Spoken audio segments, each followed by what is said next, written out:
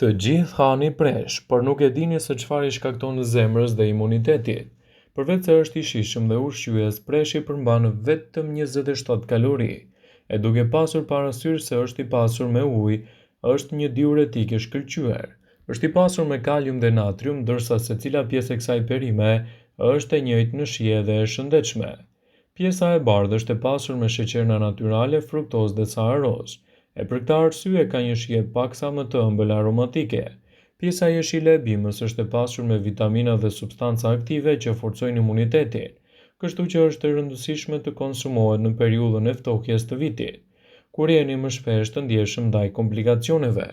Studime të ndryshme kanë zbuluar se preshi ndihmon në rastin e alergjive, anemisë, astmës, arteriosklerozës, problemeve të zemrës dhe enëve të gjakut, bronkitit mbi peshës, humbjes së oreksit, depresionit, gjithashtu edhe komplikacioneve të kolesterolit, gurve në veshka e të tjera.